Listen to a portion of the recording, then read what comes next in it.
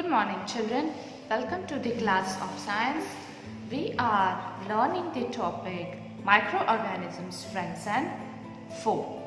So we are today going to see the first point, which is with the use of certain microorganisms, how do the fertility of soil increases.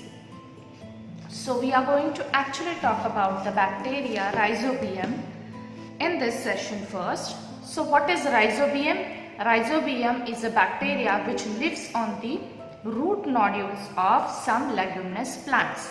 This bacteria has the capacity to take in the nitrogen which is present from the soil. And from where is the nitrogen coming in the soil? It is coming from the atmosphere. When there is rain, when there is thundering, this atmospheric nitrogen is coming into the soil through the rain, and these bacteria, they absorb this nitrogen and pass it to the plant.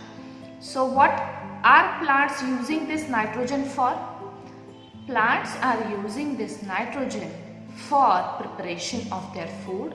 One of the components called as proteins are prepared with the help of this nitrogen. And in this way, these organisms, they helps in absorbing the nitrogen from the soil, and hence it increases the fertility of soil as nitrogen is being absorbed by the plants with the help of this Rhizobium bacteria. There is one more bacteria called as the cyanobacteria, which is also called as a blue-green algae. This bacteria too have the capacity to take up the nitrogen and pass it to the plant. So children, this was our first part. We will move to our next part, which is,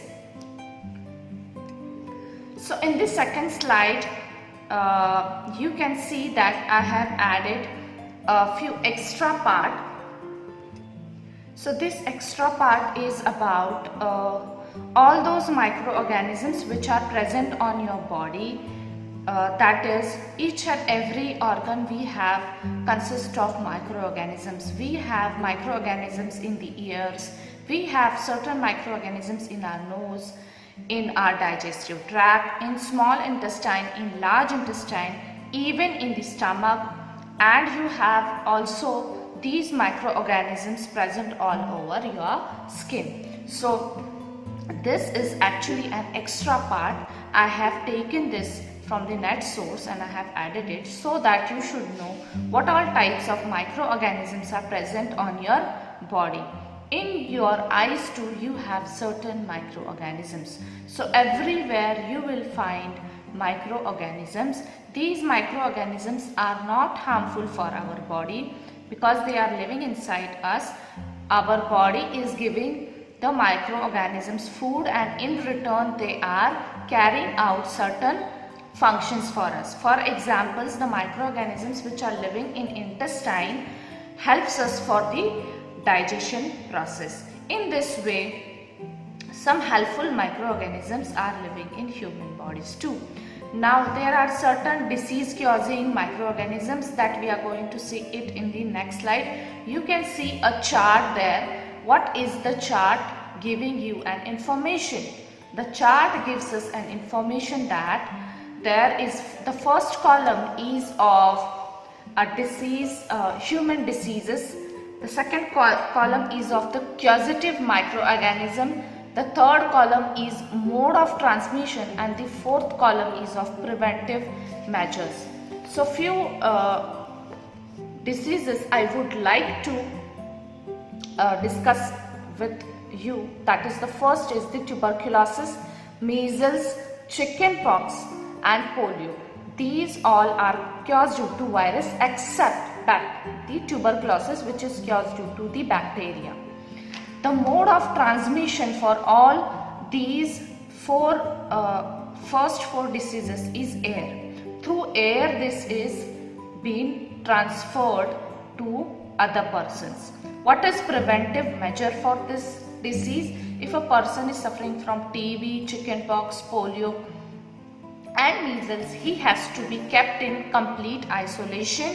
No belongings should be touched by any of the person because these belongings may contain bacteria.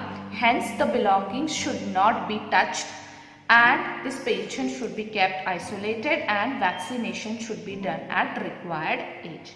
This is the preventive measure, and we have also seen now in the preventive measures itself we can see the symptoms too of the disease. So suppose the person which is suffering from TB will be having continuous coughing. So this coughing is the symptom showing that the person may have TB. Okay children, smallpox, chicken pox gives you symptoms like rashes, red patches on your skin and a tumor, small we can see a pimple like structure coming on your skin, shows you continuous itching of the skin are the symptoms of smallpox and chickenpox. Like this, the list continues of diseases, which is cholera typhoid. It is caused by bacteria and is transferred from food and water. You have next again hepatitis A, which is caused by virus and the mode of transmission is through water. You have malaria, which is caused by protozoa and is transferred by mosquitoes. Now if the person is having hepatitis, what is suggested? Drink boiled drinking water and continuous vaccination. If a person is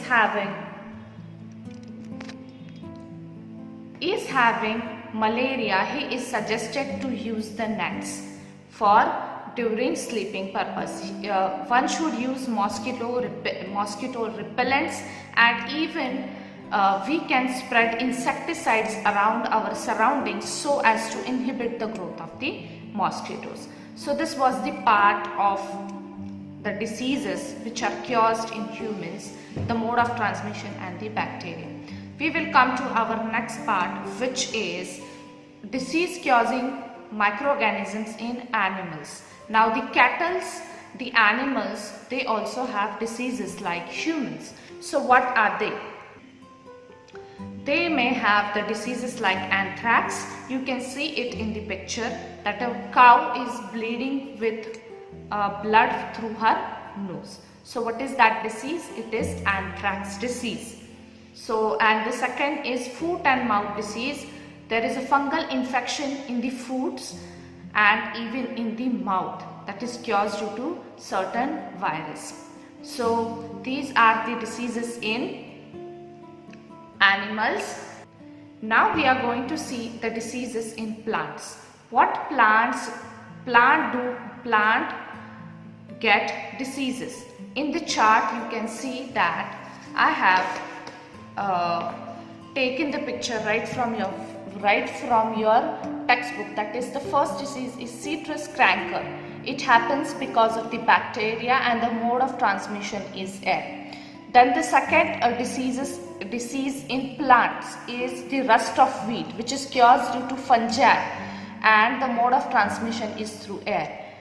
The last is the yellow vein, which is observed in the okra, that is bhindi, and the causative organism is virus, and it is transmitted to the plant through insects. So these are the diseases which are observed in plants, some common diseases observed in plants. Now we will move to our second last part, which is food preservations. As you know that microorganisms grow everywhere and they should be prevented to grow in the food. So certain chemical substances are added in the food to avoid the growth of microorganisms. We call such food chemical substances as the preservatives. Now what are different preservatives? Salts, sugars, vinegars, oils are used as a chemical preservatives in preserving our food. Some treatments like heat treatment and cold treatments avoid the growth of microorganisms. One concept in heat treatment is the pasteurization technique. As we have already explained who discovered pasteurization technique.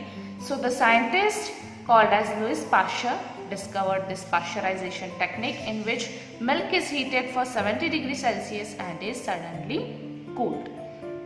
What do we do in cold treatments? We refrigerate the food products in order to